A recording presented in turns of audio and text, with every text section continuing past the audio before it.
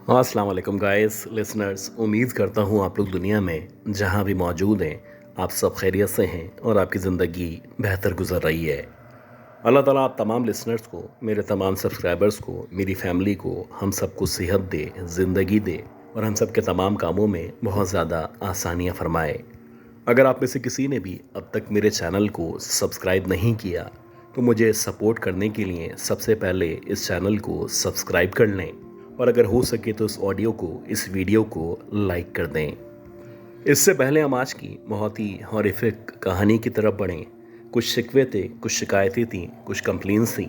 मैं चाहता हूँ कि उनके बारे में बात की जाए। अक्सर ऐसा होता है कि कुछ लोग मुझे कमेंट्स करके कुछ ना कुछ गाइडेंस देना चाहते हैं। ऐसा नहीं है कि मैं उनसे गाइडेंस नहीं लेना चाहता, लेकिन बात यह है कि वो जिस तरह की रिक्वायरमेंट चाहते हैं या जो उनकी एक्सपेक्टेशंस होती हैं वो मेरे पास जो अवेलेबल रिसोर्सेज हैं उनसे बहुत ज़्यादा बियॉन्ड हुआ करती हैं। यानी कि मेरे पास अभी इतने टूल्स, इतनी सोर्सेस मौजूद नहीं हैं कि जिस तरह की उनकी एक्सपेक्टेशंस हैं मैं उनको पूरा कर सकूं। ज़ाहिर सी बात है, और भी मसले मसाइल हैं, बहुत सारी उलझनें हैं। आपको पता है कि स्टोरी टेलिंग के अलावा अपने घर को चलाने के लिए, बहुत सारी चीज़ों के लिए आपको बहुत स्ट्रगल करना होता है। तो मैं उन तमाम मसाइल से निमटने के बाद कोशिश करता हूँ कि रोज़ाना 15-20 मिनट के लिए अपने लिसनर्स के लिए कुछ ना कुछ अपलोड करता चला जाऊँ।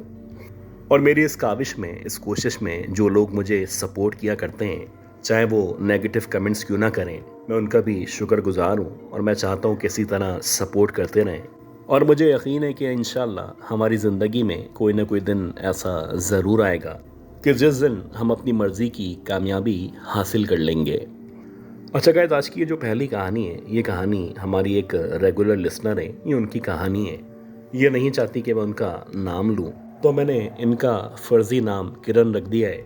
ये कहानी मिस किरण की कहानी है और ये बताती हैं, ये उस दौर की कहानी है जब 2001-2002 चल रहा था और मैंने नया नया मैट्रिक करने के बाद कॉलेज के अंदर एडमिशन लिया था। जो लोग स्कूल से कॉलेज की लाइफ में शिफ्ट हुआ करते हैं तो आपने देखा होगा कि उनके अंदर बहुत ज़्यादा चेंजेस आते हैं। जाहिर सी बात है, स्कूल लाइफ में और कॉलेज लाइफ में बहुत ज़्यादा फ़र्क हुआ करता है। तो कुछ मेरा भी ऐसा ही हाल था जब मैंने स्कूल लाइफ से कॉलेज लाइफ के अंदर स्विच किया। तो मुझे लग रहा था मैं निस्बतन ज़्यादा बड़ी हो चुकी हूँ, मेरे ऊपर जो रिस्पॉन्सिबिलिटीज़ हैं वो बढ़ चुकी हैं। और दूसरी बात ये थी कि मैं बहुत ज़्यादा आज़ाद हो चुकी थी। यानी कि स्कूल में बड़ी रिस्ट्रिक्शन थी, टाइम पे आना, टाइम पे जाना। उसके अलावा आपके ऊपर चेक एंड बैलेंस भी रखा जाता था। जबकि अगर आप कॉलेज की बात करें तो वहाँ पे ये सारे चेक एंड बैलेंस, ये सब बातें नहीं हुआ करती। खैर, बज़ाहिर ये जो आज़ादी मुझे नज़र आ रही थी ये आज़ादी नहीं थी और इसका मुझे बहुत जल्द ही पता चलने वाला था। जब मैं नई नई कॉलेज के अंदर आई तो जाहिर सी बात है, ये एक को कॉलेज था। यहाँ पे लड़कियों के साथ साथ लड़के भी मौजूद हुआ करते थे। तो इसी दौरानी में जब मैं 2-3 महीने वहाँ पे गुजार चुकी थी तो आहिस्ता आहिस्ता करके हमारा एक सीनियर था, मैंने उसके अंदर इंटरेस्ट लेना शुरू कर दिया। बात ये थी कि वो भी मेरे अंदर थोड़ा बहुत इंटरेस्ट लिया करता था और शायद यही वो ताकत थी जिसकी वजह से हम लोगों ने एक दूसरे से बात करना, एक दूसरे के साथ बैठना, बल्कि एक दूसरे के साथ बाकायदा टाइम स्पेंड करना शुरू कर दिया। अजीब बात ये थी कि जब मैंने उसके साथ मिलना मिलाना बढ़ाना शुरू किया या मेरी और उसकी जो रफ़ाकत थी वो आहिस्ता आहिस्ता करके बढ़ती चली जा रही थी, तो कुछ अजीब अजीब बातें थी जो मैंने नोटिस करना शुरू की। जैसे कि एक अजीब बात ये थी कि जब से मैंने उस लड़के के साथ मिलना जुलना, बातचीत करना शुरू कर दिया था तो मुझे बहुत ज़्यादा डरावने ख्वाब आया करते थे। यानी कि अक्सर ऐसा होता कि मैं उस लड़के को या अपने आप को ख्वाब के अंदर देखती और ऐसा लगता जैसे कोई मखलूक है जो हम दोनों को ख़ास तौर पे मुझे नुकसान पहुंचाना चाहती है। मुझे लग रहा था शायद ये मेरा वहम है या मैं बहुत ज़्यादा पॉजिटिव हूँ, जिसकी वजह से मुझे ख्वाब के अंदर भी इस तरह की बातें महसूस हुआ करती हैं। अच्छा, अब ये जो बातें थी, जाहिर सी बातें मैं उस लड़के के साथ करती तो हो सकता है वो मेरा मजाक उड़ाता या मेरी जहनी सलाहियतों का या मेरी जहनी हालत का उसके ऊपर बहुत बुरा इफ़ेक्ट जाता।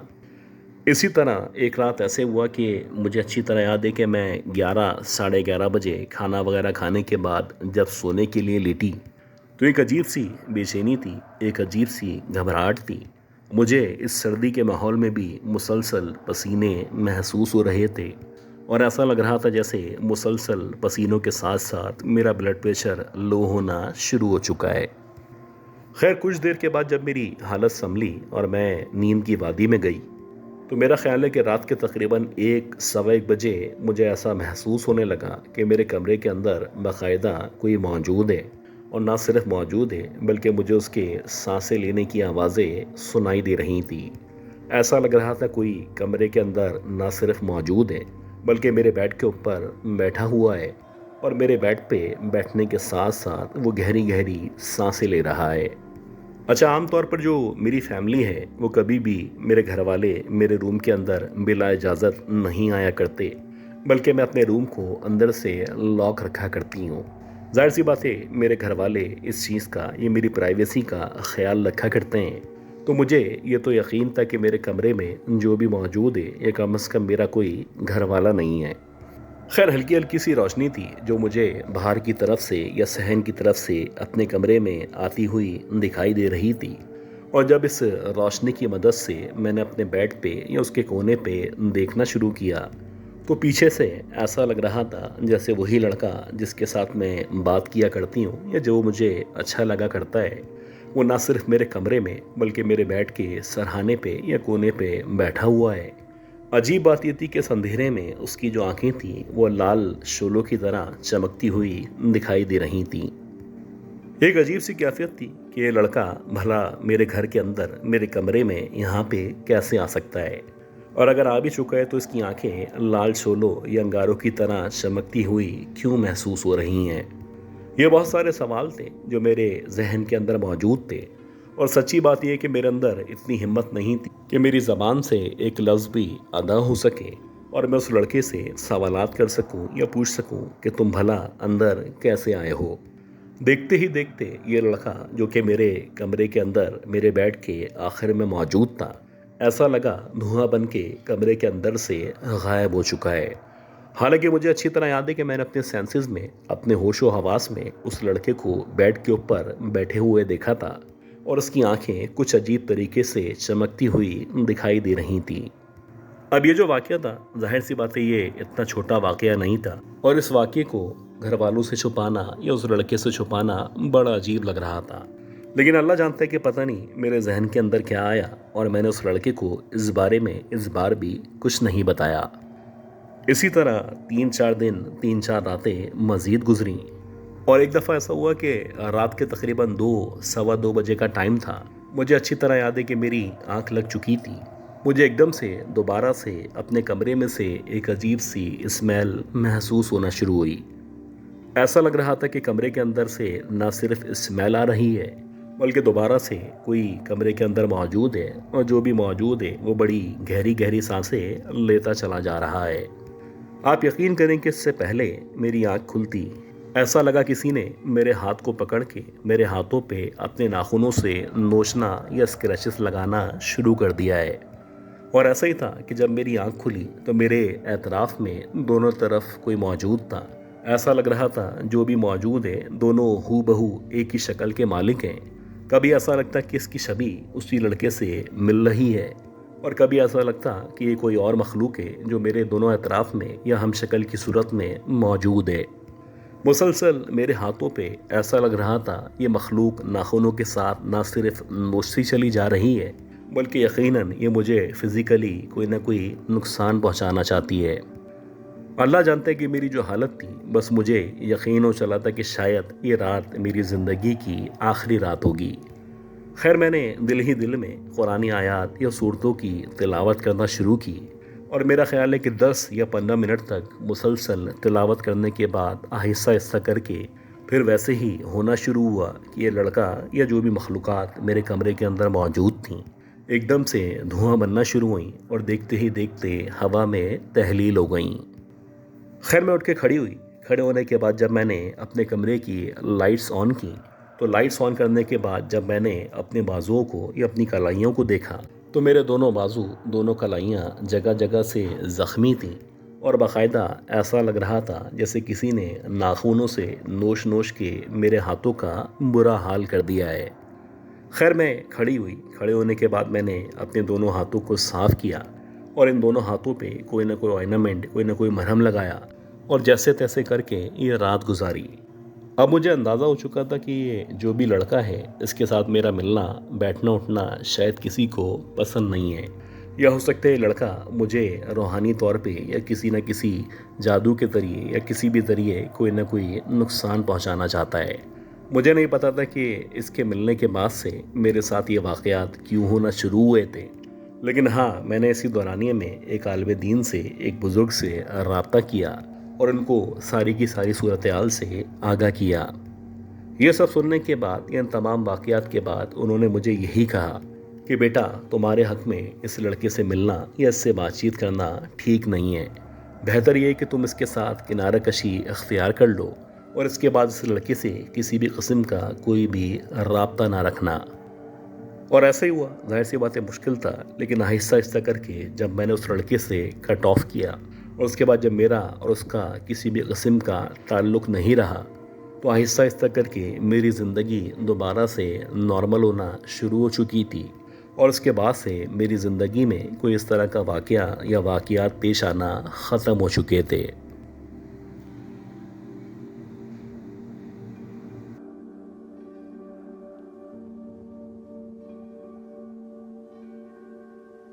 ये स्टोरी मिस सानिया ने हमें कराची से शेयर की है।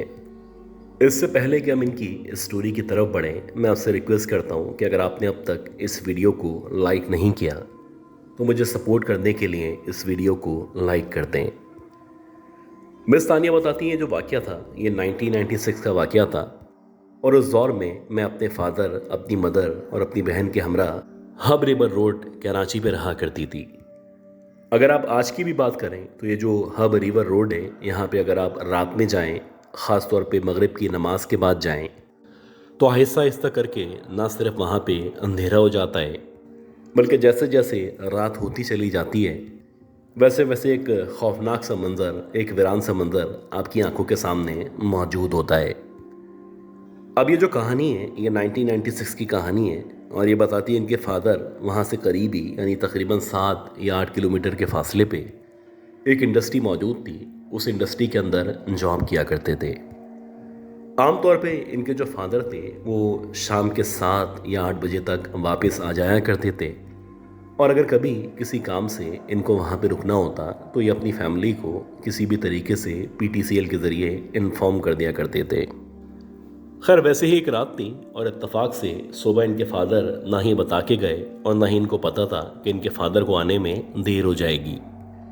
जैसे जैसे 7 से 8 बजे, 8 से 9 बजे और फिर 9 से 10 बज गए तो इनकी मदर, इवन कि इनकी पूरी फैमिली ना सिर्फ परेशान थी, बल्कि इनको लग रहा था जैसे अल्लाह ना करे इनके फादर के साथ कोई ना कोई मसला हो चुका है। अब 10 बजे के बाद का जो टाइम था, इवेंचुअली ये सारी की सारी फैमिली ना सिर्फ बाहर आई, बल्कि बाहर आने के बाद इन लोगों ने बाकायदा रोड की तरफ आके अपने फादर को देखना शुरू कर दिया। शदीद सर्दी हो रही थी, दूर दूर तक ना ही कोई बंदा मौजूद था, ना ही किसी बंदे का नामो निशान मौजूद था और हर गुजरते हुए लम्हे के साथ ये जो मायूसी थी ये बढ़ती चली जा रही थी। ऐसी क्या आफत थी, ऐसी क्या मुसीबत थी, ऐसा क्या मसला था कि इनके फादर अब तक वापस नहीं आए थे। इसी दौरानी में जबकि ये लोग मुंतज़िर मेन रोड पे खड़े हुए अपने फादर की तलाश कर रहे थे, तो एकदम से इनको महसूस हुआ कि इनके सामने जो एरिया मौजूद है जो कि मुकम्मल तौर पे खाली था और उस दौर में इस एरिया में, इस इलाके में बहुत ज़्यादा दरख्त मौजूद हुआ करते थे। इनको ऐसा लगा जो सामने दरख्त मौजूद है उस दरख्त पे कोई मूवमेंट हुई है। ऐसा लगा जैसे कोई वहाँ पे मौजूद है और किसी ने दरख्तों में से या पत्तों में से निकल के नीचे जंप मारी है। अब जैसे ही इनको ये मूवमेंट या आवाज़ आई तो इन्होंने एकदम से उस तरफ देखना शुरू किया। ये बताती हैं कि जैसे ही हम लोगों ने उस तरफ देखना शुरू किया तो ऐसा लगा जैसे कोई 7 या 8 फीट का आदमी ना सिर्फ उस दरख्त के नीचे खड़ा हुआ है, बल्कि एक लम्हे के लिए ऐसा लगा जैसे आदमी नहीं है बल्कि कुछ अजीब सी क्रिएचर है जिसका ऊपर का जो हिस्सा है, यानी मुंह का जो हिस्सा है, वो किसी कुत्ते की तरह है, जबकि नीचे जिस तरह से वो खड़ा हुआ है ऐसा लग रहा है जैसे कोई इंसान है। कुछ अजीब सी ये क्रिएचर इन लोगों के सामने मौजूद थी और इस अंधेरे में, इस शदीद सर्दी में उसकी जो आंखें थीं वो लाल शोलों या लाल अंगारों की तरह बहुत दूर से ही चमकती हुई दिखाई दे रही थीं। एक लम्हे के लिए ये लोग सटपटा से गए। इनके समझ नहीं आया कि इनके सामने क्या मखलूक मौजूद है। एक वक्त ऐसा आया कि इनकी मदर ने इन लोगों का हाथ पकड़ा और हाथ पकड़ने के बाद खींचती हुई घर के अंदर भागने लगी। जैसे ही इनकी मदर ने इन लोगों का हाथ पकड़ा और हाथ पकड़ने के बाद घर के अंदर की तरफ भागना शुरू किया, तो ऐसा लगा सामने की तरफ से जहाँ पे वो मखलूक मौजूद थी, कोई एकदम से भागता हुआ इनको फॉलो करना शुरू कर चुका है। शायद वही मखलूक जो कि इनको नज़र आ रही थी, उसने एकदम से इनका पीछा करना शुरू कर दिया था। और अब ऐसा लग रहा था कि ये घर पहुंचने से पहले पहले उस मखलूक से सामना करने वाले हैं। लेकिन अल्लाह का शुक्र कि जैसे ही इन लोगों ने घर का दरवाज़ा खोला, तो दरवाज़ा खोलने के बाद जब ये अंदर आए तो उससे पहले ये मखलूक अंदर दाखिल नहीं हो सकी थी। ये जो घर था ये कुछ इस तरह का घर था कि एक कह सकते हैं कि चकोर डब्बा नुमा घर था। चारों तरफ से पैक था। सामने जहाँ पे दरवाज़ा और खिड़की मौजूद थी, बस वहाँ से ही अंदर दाखिल हुआ जा सकता था। ये जो खिड़की थी, इस खिड़की पे एक ग्रिल लगी हुई थी, जबकि जहाँ तक दरवाजे का ताल्लुक है तो ये भी लोहे का दरवाज़ा था। शायद कोई इनकी नेकी थी, कोई अच्छा काम था, कोई अच्छा अमल था जिसकी वजह से ये लोग महफूज रहे। ये बताती कि अंदर आने के बाद मुसलसल हमें किसी कुत्ते के रोने की या कुछ अजीब सी आवाज़ें आती रहीं। बार बार ऐसा लग रहा था जैसे कोई मखलूक हमारे घर के बाहर एग्जैक्टली दरवाजे के बाहर मौजूद है और मुसलसल रो रो के करा के किसी को मदद के लिए पुकार रही है। कुछ अजीब सा दर्द सा था जो इस मखलूक की आवाज़ में मौजूद था, और एक लम्हे के लिए ऐसा लग रहा था जैसे इसके ऊपर बहुत ज़्यादा जुल्म किया गया है। सच बात यह है कि हम तो डरे हुए थे, और दूसरा डर यह था कि हमारे अब्बू जब यहाँ पे आएंगे तो अल्लाह ना करे इनका सामना इस मखलूक के साथ हो सके। और अल्लाह का करना भी ऐसा ही हुआ कि इत्तफाक से मेरे जो फादर थे वो किसी काम के अंदर मसरूफ़ थे, और किसी काम की वजह से जब ये वापस निकले तो रात के तकरीबन 1 या 1:30 बज चुके थे। जब वो वापस आए तो रात के तकरीबन आप कह सकते हैं कि 2 सवा 2 बजे का टाइम था, और इस टाइम तक ये जो भी मखलूक हमारे घर के सामने उस दरख्त के पास नज़र आ रही थी वो वहाँ पे मौजूद नहीं थी। खैर, अपने अब्बू के घर आने पे हम लोगों ने ना सिर्फ अल्लाह का शुक्र अदा किया, बल्कि बाकायदा शुक्राने के नवाफिल अदा किए गए।